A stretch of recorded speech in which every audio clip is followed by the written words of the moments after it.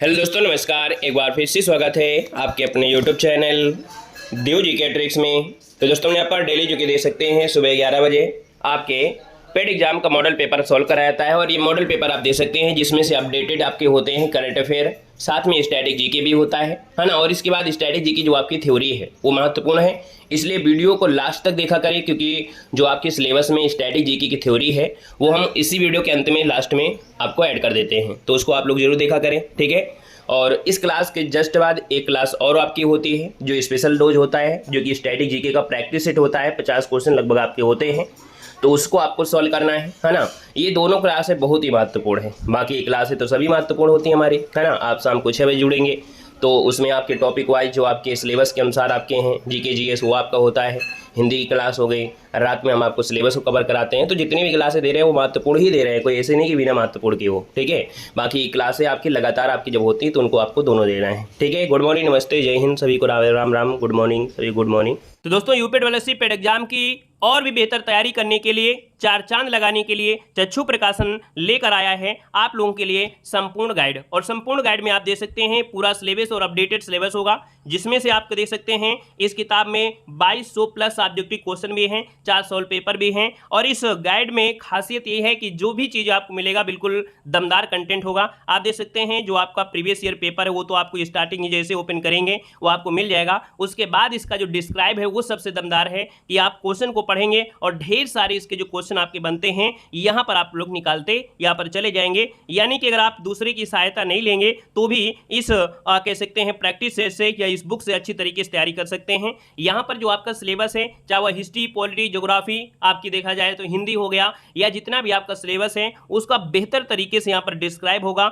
वह point two point यहां पर आपको देखो समझाया भी गया है, ताकि जो भी चीज आपको जरूरत हो, जैसे मान लीजिए कोई क्वेश्चन है जिसका एग्जाम में क्वेश्चन कैसे बनता है उसका जो आपका ब्लैक भी कर दिया गया है, ताकि आपको आसानी से यहाँ पर समझ पाए। स्ट्रक्चर की जरूरत पड़ती है तो स्ट्रक्चर, और इसके बाद देखा जाए तो सब कुछ तो है भी। और यहाँ पर खासियत है यूपीएससी में जो आपका आयोग ने पूछा है अभी तक जो क्वेश्चन है प्रीवियस ईयर वो भी इसमें ऐड कर दिए गए हैं, और ये तो आपके मिलेंगे, साथ में इसका डिस्क्राइब भी आपको देखने को यहाँ पर मिलेगा। तो इस बुक को आप लोग ऑनलाइन लेना है तो लिंक डिस्क्रिप्शन बॉक्स में दी गई है, उससे आप लोग परचेज कर सकते हैं, है ना। और अगर चाहें तो आप लोग इसको अपने नजदीकी बुक स्टॉल से ले सकते हैं। चक्षु प्रकाशन में यहाँ पर दे सकते हैं कि गाइड के साथ साथ यहाँ पर प्रैक्टिस सेट भी मार्केट में आपको मिल जाएगा, और चाहे तो इसको कम्बो ऑफर में भी ले सकते हैं या अलग अलग ले सकते हैं, ठीक है। दोनों सुविधाएं आपको अवेलेबल हैं तो आप लोग ले सकते हैं, ठीक है। तो चलिए स्टार्ट करते हैं।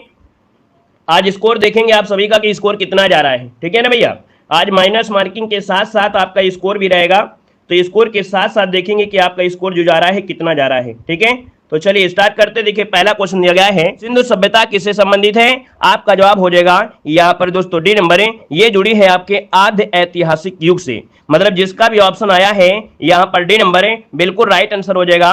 याद रखिएगा कि जो सिंधु सभ्यता है वो आद्य ऐतिहासिक से जुड़ी है। याद रखिएगा कि हड़प्पा सभ्यता और सिंधु सभ्यता के जो नाम से आपकी जानी जाती है। यहाँ पर जो आपका आंसर है वो आपका डी नंबर है, राइट हो जाएगा। नेक्स्ट क्वेश्चन को आते हैं। क्वेश्चन आपसे दिया गया है और कह रहा है कि यहाँ पर गोदावरी नदी के तट पर स्थित महाजनपद इनमें से कौन था। यहाँ पर दोस्तों आपका काफी अच्छा क्वेश्चन दिया गया है और आपसे कह रहा है कि गोदावरी नदी के तट पर स्थित जो आपका महाजनपद था इनमें से कौन था। यहाँ पर आंसर आपको बताना है, 2 को ऑप्शन देना, आपका आंसर क्या हो जाएगा। तो दोस्तों आपको याद होगा कि 16 महाजनपद में से एक ऐसा भी आपका जनपद था जो कि आपका गोदावरी नदी के तट पर आपका स्थित था। यहाँ पर 2 का ऑप्शन क्या बनेगा, यह है दोस्तों आपका अस्मक। क्या हो जाएगा, अस्मक।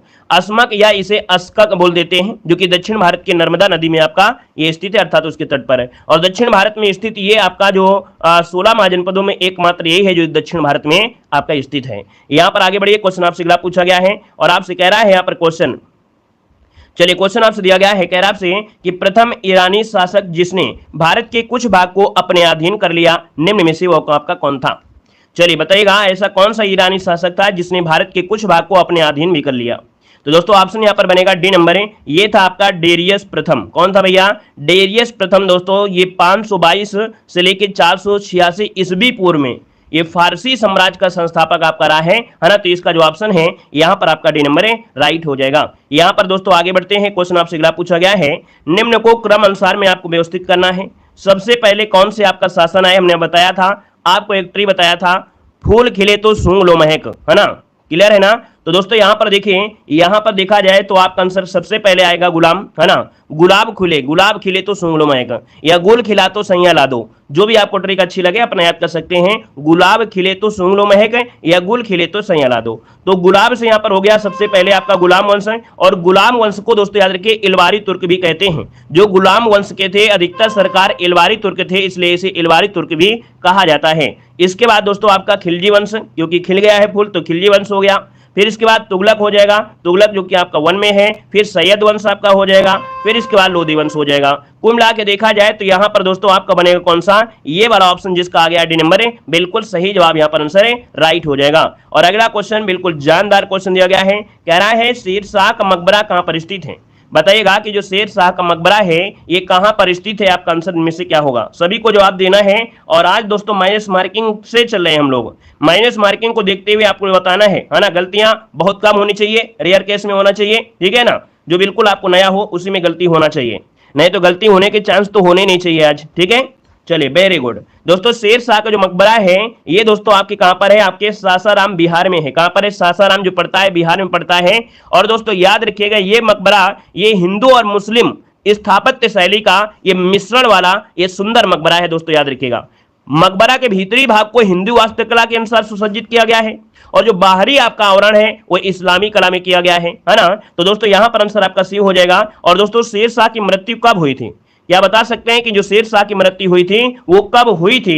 तो भैया याद रखिएगा कलिंजर में, जो आपका कलिंजर का किला है वहां पर दोस्तों क्या हुआ था कि युद्ध के दौरान दोस्तों तोप का गोला है ना वापस टकरा कर लग गया था, वहां पर मृत्यु हो गई थी। और ऑप्शन आपका सी हो गया। शेर शाह का वास्तविक नाम था फरीद खान हो, ठीक है। आगे बढ़िए, क्वेश्चन दिया गया है आपसे, कह रहा है कि इनाम कमीशन की स्थापना किस वर्ष की गई थी। आपका जवाब क्या हो जाएगा कि इनाम कमीशन की स्थापना जो की गई वो आपकी कब की गई थी। यहां पर जो आपका आंसर है 6 नंबर में वो ऑप्शन राइट क्या हो जाएगा। तो भैया आपका जवाब बनेगा ए नंबर है, ये 1852 में कब की गई थी, 1852 में की गई थी। और ये इनाम कमीशन था क्या, 52 के समय कौन था पहले, सबसे पहली बात 52 के समय डलहौजी थे, लाल डलहौजी थे।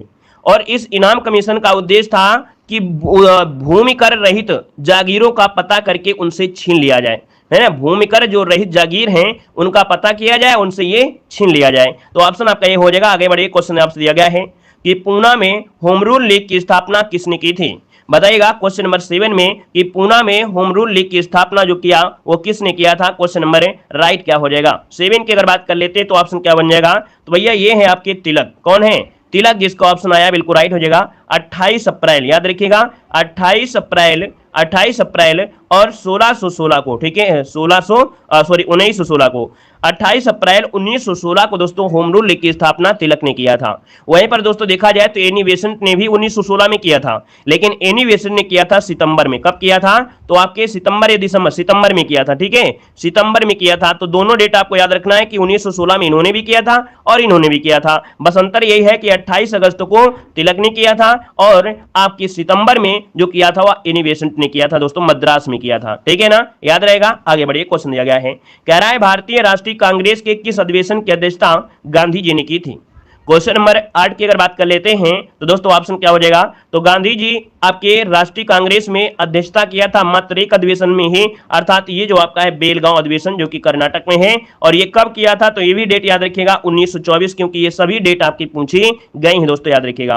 केवल एक बार इन्होंने 1924 में कांग्रेस के बेलगांव अधिवेशन में अध्यक्षता किया था। क्लियर हुआ भाई। आगे बढ़िए, क्वेश्चन दिया गया है, कह रहा है आपसे कि सुभाष चंद्र बोस ने किस देश की सहायता से द फ्री इंडिया सेंटर का गठन किया था। चलिए क्वेश्चन नंबर 9 को ऑप्शन लॉक करना है। आपका जो आंसर बनेगा यहाँ पर राइट क्या हो जाएगा। सुभाष चंद्र बोस ने किस देश की सहायता से द फ्री इंडिया सेंटर का गठन किया। 9 की अगर बात करते हैं तो ऑप्शन क्या हो जाएगा, जापान के या जर्मनी के। तो आप कहेंगे सर जी यहाँ पर समझ में नहीं आ रहा, क्या लगा दिया जाए, तुक्का मार दें क्या भाई। तुक्का नहीं मारना है, आपको लगाना है यहाँ पर जो आपका आंसर बनेगा, यहाँ पर आपका आंसर क्या बनेगा सी, ये जर्मनी के सहयोग से। क्या, जर्मनी के सहयोग से आपके 1941, ठीक है जर्मनी के सहयोग से 1941 है ना, यहाँ पर आंसर बनेगा आपका सी नंबर राइट हो जाएगा दोस्तों। क्लियर है, वेरी गुड। आगे बढ़िए, क्वेश्चन दिया गया है, कह रहा है डॉक्टर राजेंद्र प्रसाद को देश रत्न की उपाधि किसने दी थी। ऑप्शन क्या होगा, तो भैया देखिए डॉक्टर राजेंद्र प्रसाद को देश रत्न की उपाधि जो दिया था, यहाँ पर आंसर बनेगा ए नंबर ये है आपके नंबर महात्मा गांधी, जिसका भी ऑप्शन आया है बिल्कुल राइट हो जाएगा। महात्मा गांधी आपका आंसर है, यहां पर राइट हो जाएगा दोस्तों, याद रखिएगा। इन्हें देश रत्न भी कहा जाता है, इन्हें आजाद शत्रु भी कहा जाता है। ठीक है, डॉक्टर राजेंद्र प्रसाद को देश रत्न भी कहा जाता है और आजाद शत्रु की उपाधि गांधी जी ने ही दिया था। दोस्तों याद रखिएगा। क्लियर है आपका पॉइंट? क्लियर है। चलिए यहां पर अच्छा, अगर इन्होंने इनको दिया है, लेकिन महात्मा गांधी को किन्होंने दिया था? महात्मा गांधी को महात्मा की उपाधि दिया था टैगोर जी ने दिया था। ठीक है, आगे बढ़िए। क्वेश्चन दिया गया है, यहां पर दिया है सूर्य ग्रहण कब होता है? बताइएगा कि सूर्य ग्रहण कब होता है। तो दोस्तों बताना है कि सूर्य ग्रहण कब होता है। दो पॉइंट आपको याद रखना है कि चंद्र ग्रहण होता है और सूर्य ग्रहण होता है। चंद्र मतलब चंदा, और चंदा अर्थात यहां पर शाम को ही निकलता है। क्यों भैया? सुबह तो निकलता नहीं है। क्यों भाई? ये जो आपका चंद्रमा होता है शाम को निकलता है कि सुबह निकलता है? तो भैया यहां तक आप कहेंगे जो चंद्रमा होता है वो शाम को निकलता है। हमारी इंग्लिश थोड़ी कमजोर है, इसलिए हमने यहां पर यस एम लिख दिया है, शाम कर दिया है। इसको थोड़ा सा परिवर्तन कर देते हैं, समा कर देते हैं, समा। ठीक है ना। अब दोस्तों यहां पर देखें, शाम से मतलब ये हो गया कि शाम को चंद्रमा निकलता है, अर्थात ये चंद्र ग्रहण की स्थिति है। यहां पर जो आपकी पृथ्वी होती है वो सूर्य और चंद्रमा के बीच आ जाती है, तब ये आपका होता है चंद्र ग्रहण। और जब दोस्तों चंद्रमा आ जाता है सूर्य और पृथ्वी के बीच, तब होता है सूर्य ग्रहण। दोनों पॉइंट याद रखिएगा। अब दोस्तों यहां पर दिया है सूर्य ग्रहण कब होता है, तो कब होता है? तो दोस्तों याद रखिएगा अमावस्या को होता है। सिंपल सी बात ऐसे याद रखना है कि आप लोग अमावस नहाने कब जाते हैं? गंगा नहाने जब जाते हैं तो कब जाते हैं? अगर कल आपका अमावस्या थी तो भैया आज से आप निकलेंगे क्या? यहां पर आप कहेंगे सर अगर आज अमावस्या है सुबह, तो इसका मतलब आज आपके 4 बजे या 5 बजे या 2 बजे 1 बजे निकल लेंगे। तो इसका मतलब कि आप लोग क्या करते हैं, अमावस्या होती है क्या, ये दिन है समझिएगा, ये दूसरे पैर में होती है, 3, 4, 5 बजे निकलते हैं। तो कुल मिला के याद रखिएगा अमावस्या जो होती है सुबह होती है ना, और जो आपके चंद्रग्रहण होता है वो शाम को होता है। ठीक है, आगे बढ़िए। क्वेश्चन दिया गया है, यहां पर दिया गया है कि 2 ग्रह जिनके उपग्रह नहीं है वो आपके कौन से हैं? चलिए बताइए। यहां पर दिया गया है कि 2 ग्रह जिनके उपग्रह ही नहीं है, तो भैया जिनके उपग्रह नहीं है, जिनके चंद्रमा नहीं है, तो भैया ये है आपके बुध और शुक्र, है ना। इनके कोई उपग्रह नहीं है, कोई चंद्रमा नहीं है। यहां पर आंसर आपका बी नंबर है, राइट हो जाएगा। क्वेश्चन आपसे दिया गया है, कह रहे पृथ्वी का व्यास कितना है? चलिए बताइएगा कि जो पृथ्वी का व्यास है ना, वो कितना है। यहां पर बताइएगा पृथ्वी का जो व्यास है ये कितना है। आपका जो आंसर बनेगा इनमें से राइट क्या हो जाएगा, 13 नंबर का ऑप्शन लॉक करना है। तो दोस्तों आपका आंसर हो जाएगा सी नंबर है। 12,800 किलोमीटर की अगर आप दूरी यहां पर कर लेते हैं, समझो कि आपने पृथ्वी की परिक्रमा कर लिया। यहां पर आंसर क्या हो जाएगा आपका, सी नंबर है, राइट हो जाएगा। चलिए आगे बढ़िए। क्वेश्चन दिया गया है कि पृथ्वी तक पहुंचने के लिए सूर्य से चला प्रकाश कितना समय ले लेता है? अगर सूर्य से, है ना, अगर पृथ्वी तक सूर्य का प्रकाश आता है तो समय कितना लग जाता है? 2 मिनट लग जाता है या 4 मिनट या 8 मिनट या 16 मिनट? तो चलिए आपका जो आंसर बनेगा यहां पर राइट इनमें से क्या हो जाएगा, तो दोस्तों 14 का ऑप्शन बनेगा। यहां पर 14 का ऑप्शन बनेगा सी नंबर 8 मिनट 16 सेकंड जो कि ऑप्शन है आपका सी नंबर राइट हो जाएगा। इसका मतलब यह है कि आप सूर्य का प्रकाश 8 मिनट 16 सेकंड बाद ही देख पाते हैं। कितने बाद ही देख पाते हैं, क्योंकि वहां से आने में समय लग जाता है। तो भैया आप लोग जो सूर्य का प्रकाश देखते हैं वो लेट का ही देखते हैं, प्रारंभ का नहीं देख पाते हैं। यहां पर आगे बढ़िए। क्वेश्चन दिया गया है, कह रहे शनि सूर्य के चारों ओर एक चक्कर लगाने में कितना समय ले लेता है? तो दोस्तों जो शनि है वो सूर्य का एक चक्कर लगाने में समय ले लेता है 29.5 वर्ष। कितना? 29.5 वर्ष का समय ले लेता है दोस्तों, याद रखिएगा। और दोस्तों याद रखिएगा कि शनि का जो घनत्व है इतना कम है कि अगर इसको पानी में भी रख दिया जाए तो ये क्या होगा, तैरने लगेगा। क्या? तैरने लगेगा। हमने एक बात और बताया था कि भैया जो आपका बृहस्पति है, शनि है, अरुण है, वरुण है, ये गैसीय ग्रह हैं। क्या है? गैसीय ग्रह। और इनको बाह्य ग्रह भी कहा जाता है। क्या बोलते हैं? बाह्य ग्रह भी कहा जाता है। वहीं पर जो आपका मंगल है, यहाँ पर पृथ्वी है, यहाँ पर शुक्र है, बुध है, इनको पार्थिव ग्रह कहते हैं, इन्हें आंतरिक ग्रह कहते हैं। और इनमें जो वही तत्व हैं जैसे आपके पृथ्वी में है, अर्थात ये सॉलिड बॉडी वाले हैं और ये जो आपके गैसीय वाले हैं। ठीक है, आगे बढ़िए। क्वेश्चन दिया गया है, कह रहा है आपसे कि गेट से अभिप्राय क्या है? GATT, इसका अभिप्राय क्या होता है? चलिए तो दोस्तों यहां पर देखिए 16 का ऑप्शन बनेगा बी नंबर है, याद रखिएगा। जनरल एग्रीमेंट ऑन ट्रैफिक क्या दिया है, ट्रैफ एंड ट्रेड।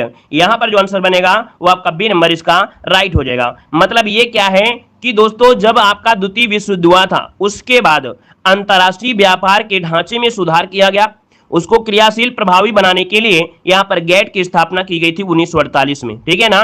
तो दोस्तों यहां पर जो आंसर है वो आपका बी हो जाएगा। और आगे बढ़ते हैं, क्वेश्चन आपसे दिया गया है कि जवाहर रोजगार योजना किस पंचवर्षीय योजना के दौरान शुरू की गई थी?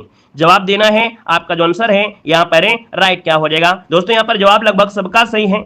दोस्तों 17 नंबर का जो ऑप्शन है डी वाला, ये 7वीं पंचवर्षीय योजना में थी। बहुत लोग यहाँ पर बी दे रहे हैं, याद रखिएगा जो 17 का ऑप्शन है वो राइट हो जाएगा। यहाँ पर आपका डी नंबर है, 7वीं पंचवर्षीय योजना आपका आंसर है, राइट हो जाएगा, जो कि दोस्तों आपके 1989 को जवाहर रोजगार योजना शुरू की गई थी। अगले क्वेश्चन को आते हैं। क्वेश्चन दिया गया है कि नरसिम्हन समिति का संबंध किससे है। नरसिम्हन समिति का जो संबंध है वो आपकी किससे है, यहाँ पर आंसर है राइट किया जाए। तो नरसिम्हन समिति का दोस्तों याद रखिएगा ये था बैंकिंग सुधार से थे, बैंकिंग क्षेत्र सुधार, जिसका ऑप्शन आ रहा है ए नंबर इसका राइट हो जाएगा। यहां पर दोस्तों आगे बढ़िए, क्वेश्चन दिया गया है, कह रहा है 8 नवंबर 2016 को मोदी सरकार द्वारा क्या घोषणा की गई थी। चलिए भैया बताना है 8 नवंबर 2016 को मोदी सरकार द्वारा क्या घोषणा की गई थी, जवाब देना है। और एक बार भैया जितने लोग नए जुड़े हैं ना वो लोग जय हिंद लिख दीजिएगा, हमें पता तो चल पाए कितने लोग हमारे इस परिवार से नए जुड़े हैं, ठीक है ना। जितने लोग यहाँ पर नए जुड़े हैं वो लोग जय हिंद जरूर लिख लीजिएगा, पुराने वाले जय हिंद वंदे मातरम लिखिएगा, पता चले दोनों में अंतर, ठीक है।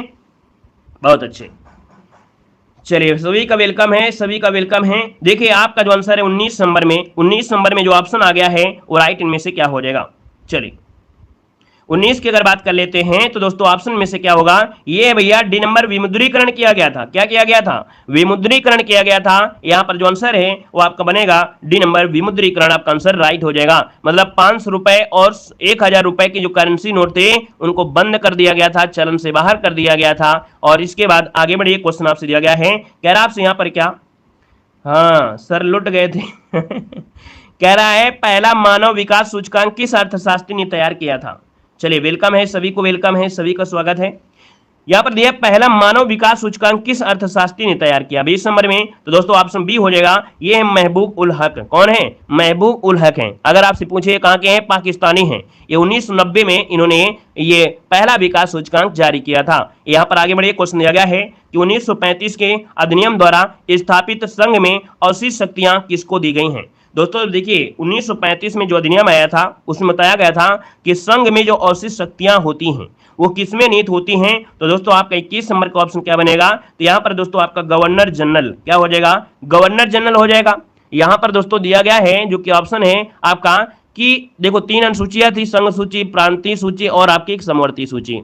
अब इसमें से जो आपके कह सकते हैं कि आपातकालीन अर्थात जो विदेशी प्रतिरक्षा या कुछ आपातकालीन उपबंध थे वो समस्त शक्ति गवर्नर जनरल में आपकी व्याप्त कर दी गई थी। यहां पर आगे बढ़िए, क्वेश्चन आपसे अगला पूछा गया है, कह रहा आपसे संविधान सभा में सदस्यों का निर्वाचन कैसे होता है। संविधान सभा में सदस्यों का निर्वाचन कैसे हुआ था, तो यहाँ पर आप कहेंगे प्रांतीय विधानसभा के सदस्यों के द्वारा, प्रांतीय संविधान सभा के सदस्यों के द्वारा हुआ था, है ना। 10 लाख की जनसंख्या पर एक प्रतिनिधि यहाँ पर शामिल किया गया था, चुना गया था। आगे बढ़िए, क्वेश्चन दिया गया है कि निम्न में से किस स्थिति में किसी भारतीय नागरिक की नागरिकता समाप्त हो सकती है। भैया ये बताना है, आप सभी को ये बताना है कि भारतीय नागरिक की नागरिकता जो समाप्त हो सकती है वो कैसे समाप्त हो सकती है। आप कहेंगे यहां पर दिया गया है परित्याग करने पर, है ना, अगर अपनी इच्छा से छोड़ देता है, पर्यावसान के द्वारा, वंचित किए जाने पर, मतलब ऑप्शन डी नंबर इसका राइट हो जाएगा। इनमें से सभी आपका आंसर है राइट हो जाएगा। नेक्स्ट क्वेश्चन को आते हैं। क्वेश्चन दिया गया है कि भारतीय संविधान का अनुच्छेद 19 जो आपका है ये क्या प्रदान करता है। यहां पर क्वेश्चन नंबर 24 लॉक किया जाए। क्वेश्चन नंबर 24 की अगर बात कर लेते हैं तो दोस्तों ऑप्शन बनेगा ए नंबर है। याद रखिए 6 प्रकार की स्वतंत्रताओं को यहाँ पर जो आंसर है वो आपका ए नंबर है, राइट हो जाएगा। 6 प्रकार की स्वतंत्रता प्रदान करता है। अगला क्वेश्चन दिया गया है कि निम्नलिखित में से किसको संविधान द्वारा मौलिक अधिकारों के संरक्षण की शक्ति प्रदान है, याद दी गई है। किसको संविधान द्वारा मौलिक अधिकारों के संरक्षण की शक्ति दी गई है दोस्तों 25 नंबर में, तो 25 को ऑप्शन बनेगा यहाँ पर डी नंबर है। याद रखिए सर्वोच्च न्यायालय एवं उच्च न्यायालय को प्रदान की गई है, ऑप्शन बनेगा यहाँ पर डी नंबर है। और आगे बढ़िए, क्वेश्चन आपसे अगला पूछा गया है, आपसे कह रहा है कि बीसीजी टीके किस रोग के लिए लगाए जाते हैं। बीसीजी के जो टीके हैं ये किस रोग के लिए लगाए जाते हैं, तो आप कहेंगे सर जी ये क्वेश्चन तो बहुत बार पढ़े हैं, आपके 6 रोग के लिए लगाए जाते हैं। अर्थात जो ऑप्शन आ गया है यहाँ पर आपका बी नंबर है वो आपका राइट आंसर है, हो जाएगा दोस्तों। क्लियर है। आगे बढ़िए, क्वेश्चन दिया गया है, कह रहा है डायोड वह युक्ति है जो धारणा को क्या करती है। भैया यहाँ पर जवाब दीजिए, डायोड क्या होता है। डायोड जो होता है ये क्या करता है, यहाँ पर जवाब देना है। तो चलिए भैया 27 नंबर को ऑप्शन लॉक करिएगा। ये एक दिशा में प्रवाहित होने देता है, अर्थात 27 का जो ऑप्शन है यहाँ पर ये हो जाएगा, एक दिशा में प्रवाहित होने देती है। जो आपकी धारा होती है, धारा को एक दिशा में ही प्रवाहित करने देती है, जो आपकी डायोड होती है। यहाँ पर अगला क्वेश्चन आपसे दिया गया है कि निम्नलिखित में से कौन रेडियोधर्मी नहीं है। कौन रेडियोधर्मी नहीं है। चलिए 28 नंबर, रेडियोधर्मी में दोस्तों यहाँ पर देखें, यहाँ पर यूरेनियम है, फ्रांसियम है, थोरियम है, लेकिन जो आपका लेड दिया गया है, लेड, ये लेड को हम लोग सीसा बोलते हैं। ये प्रकृति में स्थायी तत्व आपका है, प्रकृति में स्थायी तत्व अर्थात प्रकृति में पाया जाने वाला है। तो यहाँ पर जो आपका आंसर है वो आपका बी नंबर इसका राइट हो जाएगा। नेक्स्ट क्वेश्चन को आते हैं। क्वेश्चन दिया गया है कि नाइक्रोम निम्न में से किसकी मिश्र धातु है। नाइक्रोम निम्न में से किसकी धातु है दोस्तों, यहाँ पर जवाब देना है। तो नाइक्रोम जो होता है, नाइक्रोम जो होता है वो निकेल और क्रोमियम को मिलाने से बनता है, निकेल और क्रोमियम को मिलाने से बनता है, ठीक है ना। अगर आपसे पूछे सर जी ये बताइएगा कि तांबा और जस्ता को मिला दिया जाए, तांबा और जस्ता को मिला दिया जाए तब क्या बनेगा, जल्दी से बताइएगा कि तांबे और जस्ता को मिला दिया जाए तो क्या बनेगा, और तांबा और टिन को मिला दिया जाए तो क्या बनेगा। ये चीजें आपको बिल्कुल पता होना चाहिए। तो दोस्तों याद रखिए, तांबा और जस्ता मिला दिया जाए तब बनता है पीतल। क्या बनता है, पीतल बनता है, पीतल, ठीक है ना। और अगर आपसे ये बोल दें कि तांबा और टिन को मिला दिया जाए तब क्या होता है, तब कांसा बनता है। क्या बनता है, कांसा बनता है, कांसा बनता है, ठीक है ना। क्लियर है, नोट कर लीजिएगा। आगे बढ़िए, क्वेश्चन दिया गया है, कह रहा है वयस्क पुरुषों में मस्तिष्क का औसत भार क्या होता है। चलिए, दिया गया है कि वयस्क पुरुषों में मस्तिष्क का जो औसत भार होता है वो कितना होता है। तो दोस्तों याद रखिए, ऑप्शन सी हो जाएगा 1336 ग्राम। कितना होता है, 1336 ग्राम होता है, और ये होता है पुरुषों में, ठीक है, ये होता है पुरुषों में। और कहा जाता है महिलाओं के दिमाग कम होता है, तो इसका मतलब उनका औसत भार कितना होता है, उनका औसत भार दोस्तों होता है कितना, यहाँ पर 1198 ग्राम होता है, ठीक है, 1198 ग्राम होता है। ये महिलाओं में क्या होता है, उनके दिमाग थोड़ा कम होता है, लेकिन दिमाग फास्ट बहुत काम करता है, ठीक है ना। ये जो आपका 1300 ग्राम आपका है, इसको मात दे देता है ना, क्योंकि वो लोग टेक्निकल तरीके से सोचती हैं और यहाँ पर पुरुषों को पीछे कर देते हैं और आगे यहाँ पर आ जाती हैं। इनके दिमाग तो नाम मात्र कम है लेकिन काम थोड़े बड़े होते हैं, ठीक है ना। चलिए आगे बढ़िए, क्वेश्चन दिया गया है। लड़के बड़े खुश हो गए थे कि सर जी लड़कियों की तो भैया दिमाग कम होता है ना, तो लड़के बड़े खुश हो गए थे। चलिए यहाँ पर आइएगा, क्वेश्चन दिया गया है 56 नंबर में कि चंद्रोदय का संविच्छेद इनमें से क्या होगा। 56 को ऑप्शन लॉक किया जाए। चंद्रोदय का जो संविच्छेद होगा यहाँ पर बताइए क्या आंसर हो जाएगा। दोस्तों यहाँ पर देखिए 56 की अगर बात कर लिया जाए तो यहाँ पर चंद्रधन उदय क्या बनेगा, चंद्रधन उदय बनेगा, जो कि ऑप्शन बी हो जाएगा, चंद्रधन उदय, जिसका ऑप्शन आ गया है बी नंबर आपका जवाब राइट हो जाएगा। यहाँ पर आगे बढ़िए, क्वेश्चन आपसे पूछा गया है, कह रहे अवनि शब्द का विलोम क्या होता है। अवनि शब्द का विलोम क्या होता है, तो अवनि का अर्थ क्या होता है जल्दी से बताइएगा। अवनि शब्द का विलोम पूछा गया है, अवन मतलब पृथ्वी हो गया, तो आपका जवाब हो जाएगा अंबर, और अंबर जो कि ऑप्शन है आपका ये नंबर राइट हो जाएगा। दोस्तों यहाँ पर आगे बढ़िए, क्वेश्चन आपसे अगला पूछा गया है, कह रहा आपसे अरण्य का पर्यायवाची शब्द इनमें से कौन सा है। यहाँ पर बताइए अरण्य का पर्यायवाची क्या होता है। बहुत बार हमने पढ़ाया है कि अरण्य का पर्यायवाची कानन होता है, अर्थात वन होता है, जो कि ऑप्शन बनेगा यहाँ पर नंबर राइट हो जाएगा। अगला क्वेश्चन आपका दिया गया है कि वाक्यांश के लिए एक शब्द आपको बताना है, मन को आकर्षण करने वाला। मन को आकर्षण करने वाले को क्या कहते हैं, यहाँ पर जवाब देना है कि मन को आकर्षण करने वाले को क्या कहा जाता है। दोस्तों 59 का ऑप्शन बी हो जाएगा, हृदय ग्राही कहते हैं। क्या बोलते हैं, हृदय ग्राही कहते हैं, जो मन को मन से मतलब जो हृदय से ग्रहण करता है, ठीक है, मन को आकर्षण करता है। मन को आकर्षण करने वाले अर्थात मोहित करने वाले को हृदय ग्राही कहते हैं, है ना। और यहाँ पर हितैषी कहा जाता है, जो हित चाहने वाला होता है, ठीक है। आगे बढ़िए, क्वेश्चन दिया गया है, कह रहा आपसे निम्नलिखित में से पुल्लिंग की पहचान करना है। यहाँ पुल्लिंग जो आपका है कौन सा हो जाएगा, यहाँ पर 60 नंबर का ऑप्शन लॉक किया जाए। तो भैया 60 का ऑप्शन देखिए, आपका जवाब भी यहाँ पर काफी लोग दे रहे हैं। यहाँ पर याद रखिएगा, कह रहा है पुल्लिंग क्या है, मोरनी, बेटी, घोड़ी और शिक्षक, तो ऑप्शन देखिए डी नंबर राइट हो जाएगा, शिक्षक कैसा है ना, तो आपका जवाब डी हो जाएगा। नेक्स्ट क्वेश्चन आपसे दिया गया है कि हुमायूं नामा किसने लिखी है। चलिए बताइएगा, हुमायूं नामा किसने लिखा है। 81 का ऑप्शन लॉक किया जाए। तो चलिए दोस्तों बताइएगा, हुमायूं नामा जो लिखा है वो किसने लिखा है, आपका आंसर क्या होगा। चलिए तो दोस्तों यहाँ पर देखिए, हुमायूं नामा जो कि जवाब आ रहा है गुलबदन बेगम है, कहीं पर गुलबदन बेगम, जो कि ऑप्शन बनेगा आपका ए नंबर हो जाएगा। वहीं पर दोस्तों याद रखिएगा, गुरु गोविंद सिंह ने, याद रखिएगा गुरु गोविंद सिंह ने जफरनामा लिखा था। यहाँ पर फिरदौसी ने क्या लिखा है, शाहनामा लिखा है।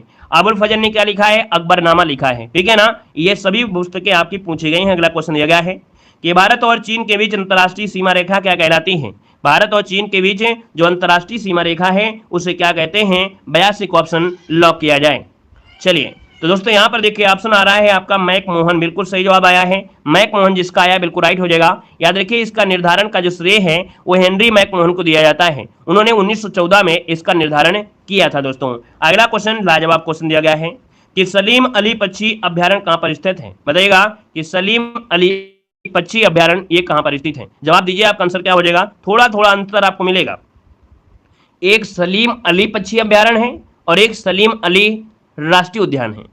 जब राष्ट्रीय उद्यान बोल दे तब आपको जम्मू कश्मीर लगाना है, लेकिन यहां पर पूछा है अभ्यारण्य, और जब अभ्यारण्य बोल दे तो आपको गोवा लगाना है। ठीक है ना। याद रखिए जब अभ्यारण्य बोल देता है कि सलीम अली पक्षी अभ्यारण्य कहां पर है तो आपके गोवा में है, लेकिन जब ये पूछ दे कि सलीम अली पक्षी क्या सलीम अली राष्ट्रीय अभ्यारण्य, क्या बोल दे, राष्ट्रीय अभ्यारण्य, जब बोल देता है राष्ट्रीय अभ्यारण्य और जब अभ्यारण्य बोल दे अभ्यारण्य तब क्या लगाना है, जम्मू कश्मीर। दोनों चीज एक साथ नोट करिएगा, नहीं गड़बड़ी हो जाएगी।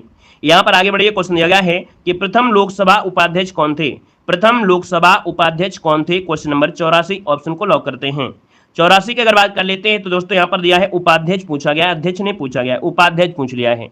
और जो भैया आपके प्रथम उपाध्यक्ष थे वो आपके थे अनंत शयनम। कौन, यहां पर जो आंसर आपका है ए नंबर है वो आपका राइट हो जाएगा। वहीं पर मीरा कुमार जो थी वो कौन थी, प्रथम महिला लोकसभा अध्यक्ष थी मीरा कुमार थी। दोस्तों याद रखिएगा।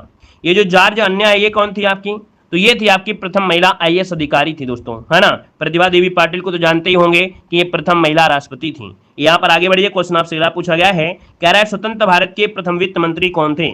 स्वतंत्र भारत के प्रथम वित्त मंत्री कौन थे, यहां पर आंसर को लॉक किया जाए।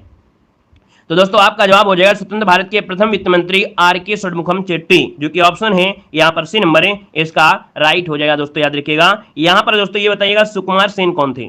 सुकुमार सेन कौन थे, सुकुमार सेन ये भारत के प्रथम चुनाव आयुक्त थे। ठीक है, भारत के प्रथम चुनाव आयुक्त थे दोस्तों, याद रखिएगा। ठीक है ना। अब एक बच्चा है आपके डॉक्टर नगेंद्र, इनको भी बता दीजिए।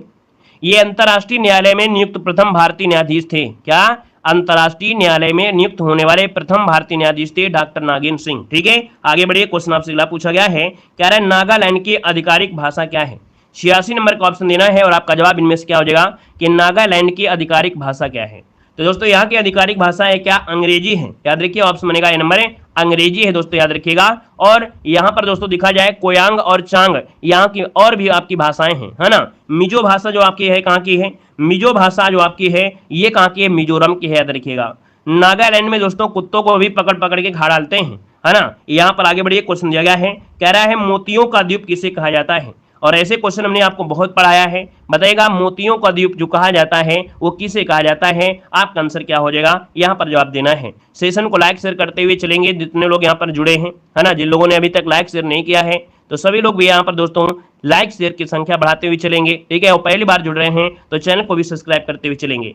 तो दोस्तों यहाँ पर देखिए मोतियों का द्वीप जो कि बहरीन, जिसका भी ऑप्शन आया है बिल्कुल सही जवाब हो जाएगा सी नंबर है बहरीन, आपका आंसर है राइट हो जाएगा दोस्तों, याद रखिएगा। ठीक है ना, क्लियर है।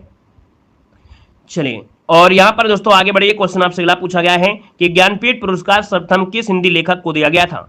बताइएगा कि ज्ञानपीठ पुरस्कार सर्वप्रथम जो दिया गया था वो कौन प्रथम हिंदी लेखक, देखो यहाँ पर हिंदी दिया गया है ना, हिंदी दिया और हिंदी दिया है तो आप कहेंगे ये है सुमित्रा नंदन पंत। कौन है, सुमित्रा नंदन पंत, जो कि ऑप्शन बनेगा यहाँ पर सी नंबर है राइट हो जाएगा दोस्तों। वहीं पर दोस्तों ज्ञानपीठ पुरस्कार पाने वाली प्रथम महिला कौन थी। अगर आपसे पूछ लेता कि ज्ञानपीठ पुरस्कार पाने वाली प्रथम महिला कौन थी तो वो थी आशा पूर्णा देवी। कौन है, आशा पूर्णा देवी थी, याद रखिएगा। हर एक पॉइंट को समझते हुए चलिएगा, जितने भी एग्जाम में पूछा गया है वो हर चीज को हम यहाँ पर बताते हुए चल रहे हैं। यही चीजें आपको नोट करना होता है, यही चीजें आपको नोट करना होता है दोस्तों, याद रखिएगा। यहाँ पर आगे बढ़िए, क्वेश्चन दिया गया है कि भारत निर्वाचन आयोग की स्थापना कब हुई थी। चलिए, क्वेश्चन तो आपके ऐसे 45-55 होते हैं, लेकिन अगर जो हम आपको बता देते हैं एक्स्ट्रा पॉइंट, वही एक्स्ट्रा पॉइंट जो कि एग्जाम में रिपीट होते रहते हैं ना, तो उनको आपको पढ़ना जरूरी है। देखो दिया है भारत निर्वाचन आयोग की स्थापना कब हुई थी। 89 का ऑप्शन क्या बनेगा, आप कहेंगे सर 89 का जो ऑप्शन आ रहा है यहाँ पर आंसर क्या बनेगा।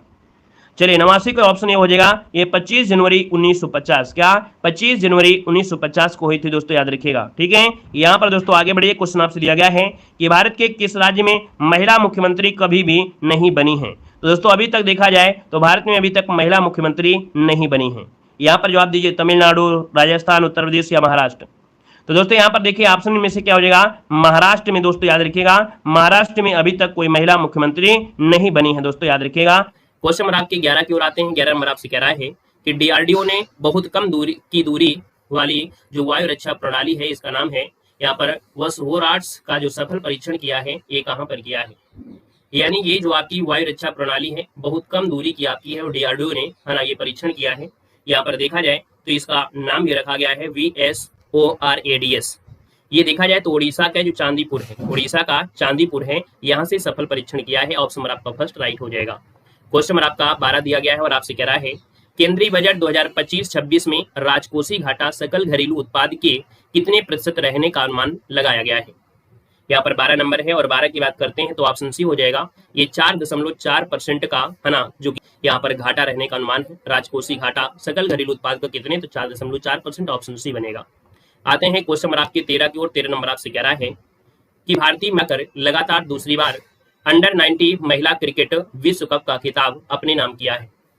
चलिए यहाँ पर जवाब देना है कि सर भारतीय महिला क्रिकेट टीम ने किसे हराकर लगातार दूसरी बार अंडर 90 महिला क्रिकेट विश्व कप अपने नाम किया है, यानी खिताब अपने नाम किया है। 13 की बात करते हैं तो दोस्तों याद रखिएगा है ना, ये ऑप्शन आपका फर्स्ट हो जाएगा। दक्षिण अफ्रीका को हराया है, आपका फर्स्ट जिसका आ गया है बिल्कुल सही जवाब हो जाएगा। क्वेश्चन नंबर आपकी 14 की ओर आते हैं। 14 नंबर आपसे कह रहा है कि भारत अमेरिकी गायिका चंद्रिका टंडन के किस एल्बम को चैट एल्बम श्रेणी में ग्रैमी पुरस्कार मिला है। ये ग्रैमी पुरस्कार है कि ग्रैमी पुरस्कार है भाई? ग्रैमी पुरस्कार आपका होना चाहिए था, है ना। यहाँ पर अगर हम बात कर लेते हैं तो आप कहेंगे सर ये जो आपका आंसर है 14 नंबर में वो ऑप्शन आपका फर्स्ट हो जाएगा। ये आपका है त्रिवेणी, है ना। कौन से एल्बम का नाम है? त्रिवेणी। ऑप्शन नंबर आपका फर्स्ट राइट हो जाएगा। क्वेश्चन नंबर आपका 15 है और आपसे कह रहा है टाटा स्टील मास्टर्स 2025 का खिताब किसने जीता है। चलिए टाटा स्टील मास्टर्स 2025 का खिताब किसने जीता है। यहाँ पर 15 नंबर है और 15 की बात करते हैं तो दोस्तों यहाँ पर आपका जो आंसर है वो हो जाएगा आर प्रज्ञानंद था। क्या है? आर प्रज्ञानंद हो जाएगा, आर प्रज्ञानंद हो जाएगा। और इन्होंने देखा जाए डी गुकेश को है ना ट्राइब एक मुकाबले में हराया है और अपने नाम एक किताब किया है, तो ऑप्शन सी इसका राइट हो जाएगा। क्वेश्चन नंबर आपसे अगला पूछा गया है। 16 नंबर आपसे कह रहा है कि बनारस हिंदू विश्वविद्यालय के शोधकर्ताओं द्वारा खोजी गई एपिकोकम इंडिकम का जो संबंध वाकई किससे है। बनारस हिंदू विश्वविद्यालय के शोधकर्ताओं द्वारा खोजी गई एपिकोकम इंडिकम का जो संबंध है वाकई किससे है। यहाँ पर 16 नंबर है, 16 का ऑप्शन जो बनेगा वो आपका बी हो जाएगा। इसका संबंध आपके फंगी से है, यानी ऑप्शन आपका बी राइट हो जाएगा, फंगी बनेगा। क्वेश्चन नंबर आपका 17 है और आपसे कह रहा है कि सुप्रीम कोर्ट के निर्देशानुसार सम्मानपूर्वक मरने के अधिकार के लिए कानूनी ढांचा बनाने वाला पहला राज्य में से कौन सा है। 17 नंबर की बात करते हैं तो दोस्तों याद रखिएगा यहाँ पर आंसर आपका सी हो जाएगा। ये आपका कर्नाटक ऐसा पहला राज्य है जिसने सुप्रीम कोर्ट के आदेश के अनुसार सम्मानजनक मृत्यु के अधिकार के लिए कानूनी ढांचा बनाया है। ऑप्शन आपका सी बनेगा। क्वेश्चन नंबर आपका दिया 18 और आपसे कह रहा है कि केंद्रीय बजट 2025 और 26 में सूक्ष्म उद्यम के लिए निवेश की कितनी सीमा निर्धारित की है। 18 नंबर की बात करते हैं तो ऑप्शन आपका बी हो जाएगा 2.5 करोड़, है ना। ये आपके देखा जाए तो इतना निर्धारित किया है जो कि आपकी निवेश की सीमा है। ये जो ऑप्शन है आपका बी राइट हो जाएगा। क्वेश्चन नंबर आपका 19 दिया गया है और आपसे कह रहा है कि पुरुष हॉकी इंडिया लीग 2024-25 का खिताब किसने जीता है। यहाँ पर 19 नंबर है और 19 की बात करते हैं तो दोस्तों याद रखिएगा यहाँ पर हॉकी इंडिया लीग 2024-25 का जो खिताब अपने नाम किया है वो है सराची राय बंगाल टाइगर्स ने किया है, यानी आपका जो आंसर है वो आपका फर्स्ट यहाँ पर राइट हो जाएगा। दोस्तों याद रखिएगा तो यहाँ पर देखा जाए तो आपकी पुरुष लीग में आपका सराची रायगढ़ बंगाल टाइगर है। और वहीं पर अगर आपसे महिलाओं में पूछ ले कि महिलाओं में कौन है तो महिलाओं में याद रखिए ओडिशा वॉरियर्स है, ओडिशा वॉरियर्स है। तो यहाँ पर आंसर आपका बनेगा फर्स्ट। अगर हम आपसे पूछे सर इसने जो हराया वो किसको हराया है तो वो हराया है आपके हैदराबाद तूफान्स को हराया है, ठीक है। वहीं पर जो आपका महिला आपका है जो कि आपके महिलाओं में देखा जाए तो जीते हैं वो आपके ओडिशा जीते हैं। कौन है तो आपके ओडिशा लीग ने जीता है, यानी ओडिशा वॉरियर्स ने जीता है और आपके सूरमा हॉकी क्लब को हराया है। क्वेश्चन आपसे अगला पूछा गया है 20 नंबर और आपसे कह रहा है कि भारतीय सेना ने किस देश के साथ संयुक्त सैन्य अभ्यास एकूवेरियन प्रारंभ किया है। तो यहाँ पर देख सकते हैं एकूवेरियन जो आपका है ये युद्ध अभ्यास है। 20 नंबर की बात कर लेते हैं तो ऑप्शन आपका जो बनेगा वो आपका डी हो जाएगा। ये मालदीव के साथ हुआ है, यानी भारतीय सेना ने मालदीव के साथ संयुक्त सैन्य अभ्यास एकूवेरियन शुरू किया है ना। तो इसका जो आंसर है वो आपका डी राइट हो जाएगा। आगे पूछेगा कि प्रथम महिला राष्ट्रपति कौन थी, तो दोस्तों याद रखिएगा कि भारत की प्रथम महिला राष्ट्रपति प्रतिभा देवी सिंह पाटिल थी। एक क्वेश्चन से यहाँ से और ऐड कर लीजिएगा कि पहली जनजाति आपकी राष्ट्रपति, है ना। याद रखिए जनजातियों में आपकी द्रौपदी मुर्मू जो आपकी हैं ये क्या है, जनजाति हैं, याद रखिएगा, ये भी क्वेश्चन नोट कर लीजिएगा। अगला दिया गया है कि प्रथम महिला प्रधानमंत्री बताइएगा, भारत की प्रथम महिला प्रधानमंत्री कौन है, तो आपका जवाब हो जाएगा इंदिरा गांधी हो जाएगा। प्रथम महिला लोकसभा अध्यक्ष, जो कि हर एक बार एग्जाम में क्वेश्चन पूछा जाता है, याद रखिए प्रथम महिला लोकसभा अध्यक्ष कौन है, तो यहाँ पर आपका मीरा कुमारी इसका आंसर है, राइट हो जाएगा। प्रथम महिला राज्यसभा उपसभापति है ना, प्रथम महिला राज्यसभा उपसभापति ये कौन है, तो वायलेट हरि अलवा हो जाएगा। अगला आपसे दिया गया है प्रथम महिला राज्यपाल, तो दोस्तों याद रखिए प्रथम महिला राज्यपाल कौन है, तो सरोजिनी नायडू हैं, और ये उत्तर प्रदेश की क्या रही हैं, आपकी राज्यपाल रही हैं। अगला है यूपीएससी की प्रथम महिला अध्यक्ष इनमें से पूछा गया है, तो दोस्तों यूपीपीएससी की प्रथम महिला अध्यक्ष आपके रोजो विलियम बैथ्यू शॉर्टकट में याद रख लीजिएगा। अगला आपसे दिया गया है कि प्रथम महिला शासिका कौन थी, तो दोस्तों याद रखिएगा प्रथम महिला शासिका कौन है, तो ये आपकी रजिया सुल्तान थी, रजिया सुल्तान, जो कि दिल्ली के समय दिल्ली सल्तनत में आपको मिलेंगी। प्रथम महिला मुख्यमंत्री कौन है, तो प्रथम महिला मुख्यमंत्री आपकी सुचेता कृपलानी है, जो कि आपकी उत्तर प्रदेश से रही हैं। और अगला आपसे दिया गया है कि प्रथम महिला केंद्रीय मंत्री, दोस्तों प्रथम महिला केंद्रीय मंत्री कौन है, ये राजकुमारी अमृता कौन है, कौन है, राजकुमारी अमृता कौर। ध्यान से देखते जाइएगा। यहां पर देखिए अगला क्वेश्चन दिया गया है कि प्रथम महिला कांग्रेस अध्यक्ष, प्रथम महिला कांग्रेस अध्यक्ष कौन है, तो आपकी कौन है, एनी बेसेंट, क्या हो जाएगा, एनी बेसेंट हो जाएगा। अगला क्वेश्चन दिया गया है कि संयुक्त राष्ट्र संघ में, क्या दिया है, बहुत अच्छा क्वेश्चन है, कि संयुक्त राष्ट्र संघ में प्रथम महिला भारतीय राजदूत ये कौन थी, तो भैया ये है आपकी विजय लक्ष्मी पंडित, विजय लक्ष्मी पंडित हो जाएगा। अगला दिया है कि सुप्रीम कोर्ट की प्रथम महिला न्यायाधीश कौन है, तो सुप्रीम कोर्ट की प्रथम महिला न्यायाधीश कौन है, तो आपकी याद रखिए फातिमा बीबी हो जाएंगी। वहीं पर देखा हाई कोर्ट या उच्च न्यायालय की प्रथम महिला मुख्य न्यायाधीश कौन है, तो आपकी लीला सेठ है, जो कि आपको मॉडल पेपर में भी क्वेश्चन है आपको मिलते रहते हैं। अगला क्वेश्चन दिया गया है कि प्रथम महिला आईएएस, ये प्रथम महिला आईएएस कौन थी, आपकी अन्ना जार्ज। कमेंट करते रहिए, आपका दिमाग यहीं बने रहेगा क्लास में। देखो प्रथम महिला आईएएस कौन है, आपके अन्ना जार्ज हो जाएंगे। वहीं पर प्रथम महिला आईपीएस कौन है, तो प्रथम महिला आईपीएस है आपकी किरण बेदी, कौन है, किरण बेदी हो जाएगा। अगला देखो आपका दिया गया है, कह रहा आपसे कि नोबेल पुरस्कार पाने वाली प्रथम महिला आपकी इनमें से कौन है, बताएगा। नोबेल पुरस्कार पाने वाली प्रथम भारतीय महिला कौन है आपकी, दोस्तों ये मदर टेरेसा है, मदर टेरेसा। मिस वर्ल्ड बनने वाली प्रथम भारतीय महिला कौन है, तो दोस्तों मिस वर्ल्ड बनने वाली प्रथम महिला आपकी कौन है, ये दोस्तों आपकी रीता फारिया है, दोस्तों रीता फारिया हो जाएगा। अगला आपसे यहाँ पर दिया गया है कि माउंट एवरेस्ट पर पहुंचने वाली प्रथम महिला कौन सी है, तो दोस्तों बताना है माउंट एवरेस्ट पर पहुंचने वाली प्रथम भारतीय महिला ये बछेंद्री पाल है, कौन है, बछेंद्री पाल हो जाएगा।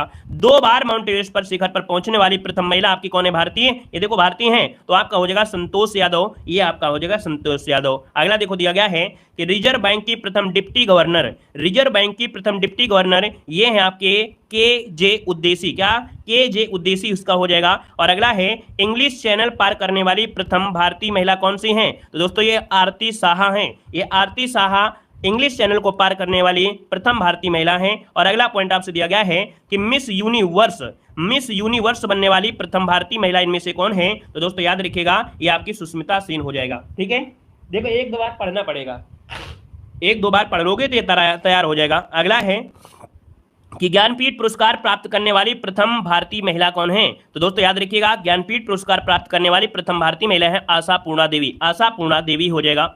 और अगला दिया गया है ओलंपिक में पदक प्राप्त करने वाली प्रथम भारतीय महिला, दोस्तों ये वेरी एमपी क्वेश्चन है, हर एक बार पूछा जाता है, दोस्तों याद रखिएगा ओलंपिक में पदक प्राप्त करने वाली प्रथम भारतीय महिला कौन है, तो ये है आपकी करडम मल्लेश्वरी, जो कि आपके भारोत्तोलन से हैं और ये कांस्य पदक इन्होंने जीता था। अगला क्वेश्चन आपसे दिया गया है कि अर्जुन पुरस्कार प्राप्त करने वाली प्रथम भारतीय महिला इनमें से कौन है, तो अर्जुन पुरस्कार प्राप्त करने वाली ये है आपके एन लम्सडेन, हॉकी में 1961 में यहाँ पर हो जाएगा। अगला है अर्जुन एवं राजीव गांधी खेल रत्न दोनों पुरस्कार प्राप्त करने वाली ये प्रथम भारतीय महिला हैं, इनका नाम है कुंज रानी, जिन्हें याद रखिए ग्रैंड ओल्ड लेडी कहा जाता है, इन्हें याद रखिए ग्रैंड ओल्ड लेडी के नाम से जानते हैं कुंज रानी को, और इन्होंने अर्जुन और राजीव गांधी खेल रत्न दोनों पुरस्कार प्राप्त किया है। अगला क्वेश्चन आपसे दिया गया है ओलंपिक में महिला कुश्ती में कांस्य पदक विजेता कौन है। वीडियो को लाइक शेयर करते चलिए भाई, वीडियो को लाइक शेयर करते चलिए, ध्यान देते रहिए।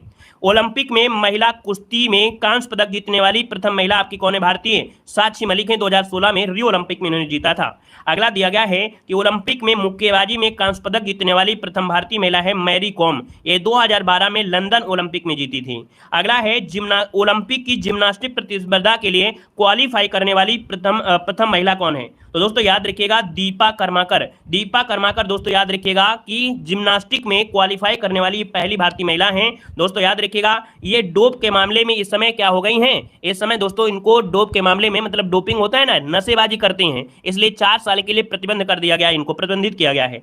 अगला है अंतर्राष्ट्रीय, क्या दिया गया है, अंतर्राष्ट्रीय ओलंपिक समिति की सदस्य बनने वाली प्रथम भारतीय महिला। देखिए कितना अच्छा क्वेश्चन है, कह रहा है अंतर्राष्ट्रीय ओलंपिक समिति की सदस्य बनने वाली प्रथम भारतीय महिला, ये है आपकी नीता अंबानी। कौन है, नीता अंबानी, जिनको क्रिकेट से बहुत प्रेम है, इनको क्रिकेट से भैया बहुत प्रेम है, बहुत ज्यादा।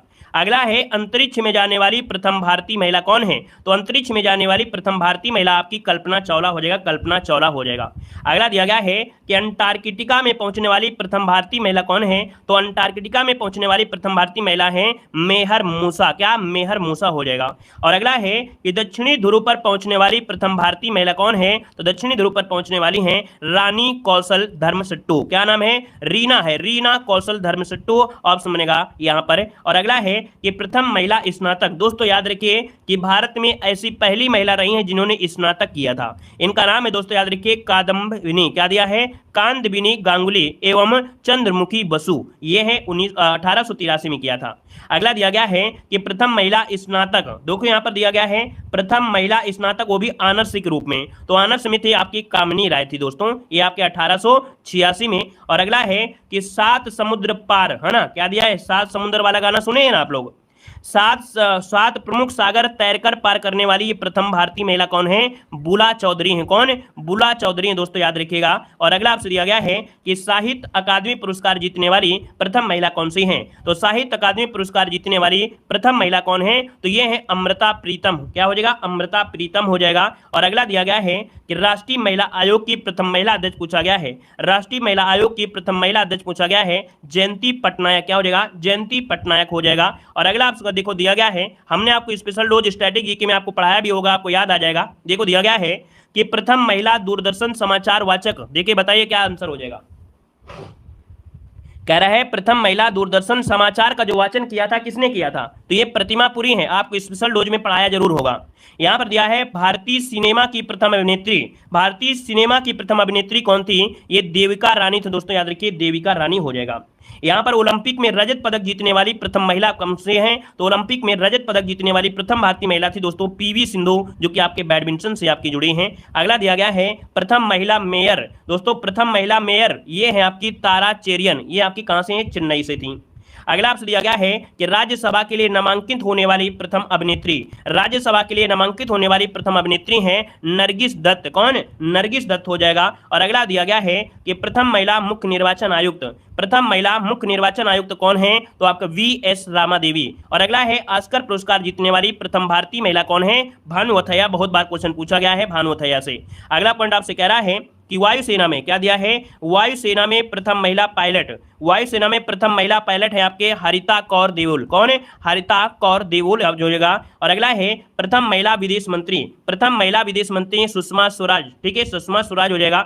स्टेट बैंक की प्रबंध निदेशक, देखिए यहां पर याद रखिए कि स्टेट बैंक की प्रथम, है ना, प्रबंध निदेशक आपके हैं भारतीय अरुंधति भट्टाचार्य हो जाएगा। और अगला है वायुसेना की प्रथम महिला, वो भी लड़ाकू विमान पायलट, देखिए वायुसेना की प्रथम महिला वो भी लड़ाकू विमान पायलट आपकी कौन है, तो दोस्तों याद रखिएगा यहाँ पर अवनी चतुर्वेदी, भावना कंठ और मोहना सिंह हो जाएगा, जिसमें से यहाँ पर आपकी मेन रही थी अवनी चतुर्वेदी थी। अगला दिया गया है कि नाबार्ड की प्रथम महिला अध्यक्ष कौन है, तो दोस्तों याद रखिए नाबार्ड की प्रथम महिला अध्यक्ष वो भी भारतीय कौन रही हैं, रंजना कुमार रही हैं। प्रथम महिला विदेश सचिव कौन रही हैं, तो आपकी चोकिला अय्यर हो जाएगा।